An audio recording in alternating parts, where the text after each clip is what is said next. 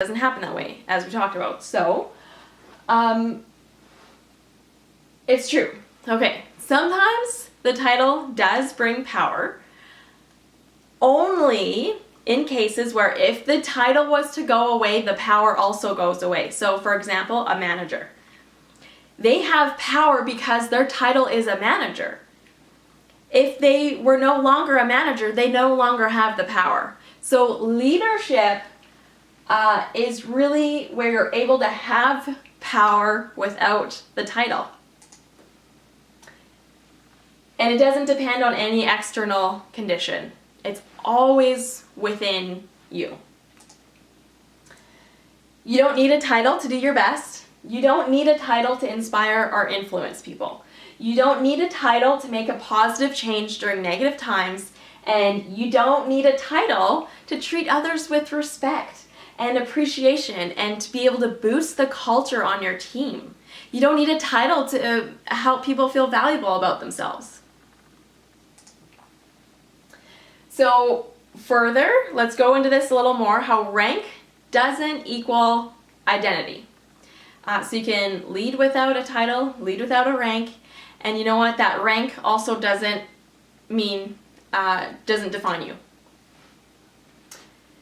Use your skills from the field to your best. So at the beginning of this course, still during the introduction, I asked you, what was on your resume that you promised your boss? See, they only have power because of that title.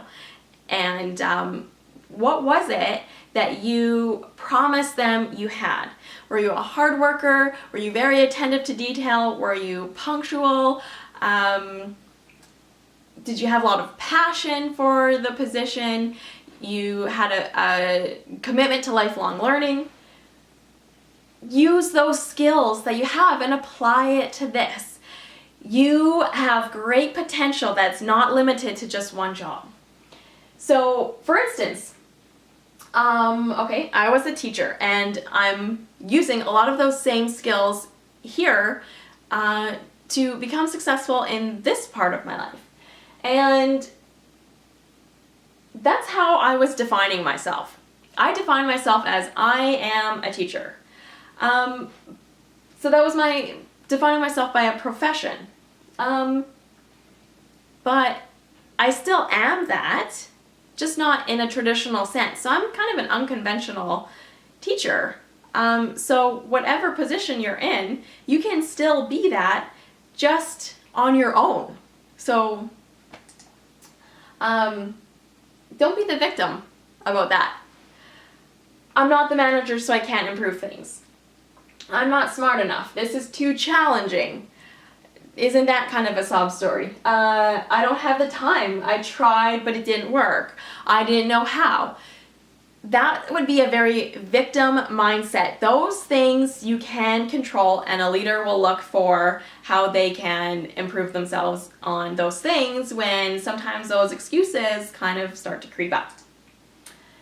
And I want you to choose to behave like a leader. Okay. So, guess what? The leader in you already exists, and we are going to awaken that. So I'm going to go through an acronym called IMAGE, and the first one is innovative. Start where you're at. So if you say it's too late or the timing, again, that's a victim mindset. I want you to say that you can start where you're at and begin to make a change. Dream big. You can grow in increments, but you can also descend back to average. So as leader, you have to keep pushing the envelope and become innovative and become more creative and think outside the box of your business, even in your personal life. So this kind of applies to both, because if you don't continuously apply yourself, you are also able to descend back to just being average. And there's a lot of people sitting at a mediocre level. And that's in life, in jobs. And be a visionary. So put yourself in your customer's shoes and see, what is it like to do business with yourself? Why should they choose you? People are millionaires. We say in this business, you can become a millionaire in 5 to 10 years. Why? Well, I want you to think about compound interest. So that's a school concept. We know about compound interest, and the money is just a result of the amount of effort being put in. So, and over an extended period of time. They took action over a period of time. That's why they became a millionaire. It wasn't an instant success. There were a lot of obstacles, and that was just the outcome of them putting in daily tasks, daily action.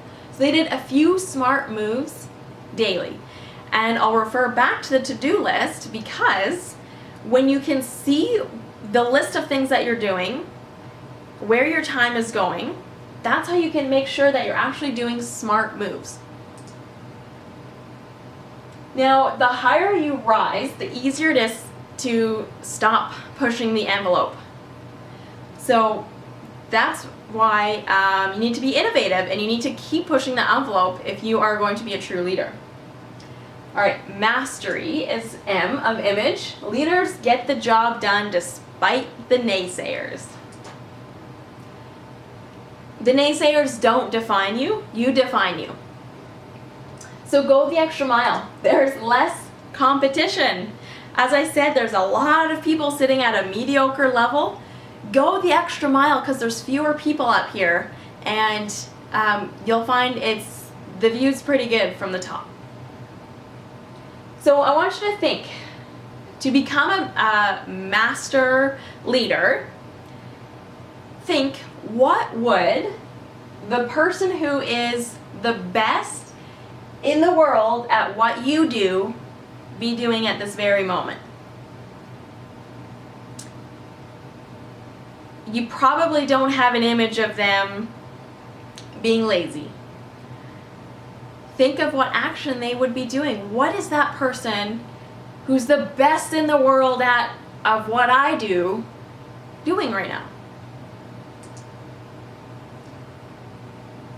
Now, here's another awesome word I want you to see, is to become a craftsman. Craft your work. Outperform yourself. For example, a hotel housekeeper. We can look down on them, oh, that's all that they do, and what a pain of a job, and how could they just be cleaning up after people? That's a little demeaning. You know, we could be thinking negative thoughts. But if a housekeeper did the absolute best that they could do at cleaning up after someone else and preparing the room for you so that it looks perfect, like no one has ever been in there before, wouldn't you want that? Wouldn't you want them to be the best of the best at their job in the entire world? Wouldn't you want to stay in that room? I want them to outperform themselves. So start to craft your work. Be a craftsman of your business and perfect it over time and master it. It comes down to this: a master leader. That will happen when you have the belief. So your belief in yourself will determine your behavior. It takes time, effort, and patience. So as I said, in this society, we want instant. And becoming a leader isn't an instant thing, which you already are. But awakening that leader isn't an instant thing. So there's something called the 10-year rule, or it's equivalent to 10,000 hours. It takes 10,000 hours at any job to become a master at it. To really have that perfection down, the detail, the know it in and out. It takes 10,000 hours to become the best at something. And that's equivalent to 10 years. So if it took you 10 years to reap the rewards, which would be being a millionaire and beyond, would you do it? And that, again, comes from being at this mediocre level and taking it up a notch to the next level, the leadership level. There's less people up here. It's not as competitive. And we've talked about numbers game before. It's not just within this business, it's success in general. Success is a numbers game. The more action you take, the more results you will see. So we have talked about numbers game in this business in terms of people and the amount of people that you have to go through till you can find your one key runner. In this example, I want you to think about a space shuttle. In the first 3 minutes of it just taking off, it uses, I think, half of its fuel energy. That's like you. When you are starting to make a change, like right now, you want to awaken the leader in you, that is going to take half of your energy than over the next period of time of events. It's harder to get started, and you can do it as long as you keep going. All right, G of image is guts. Setbacks happen, and I've made a quote about this before. Setbacks can happen. With every setback, there's a comeback. People are going to try to discourage you. Those are our critics, where suddenly the quietest person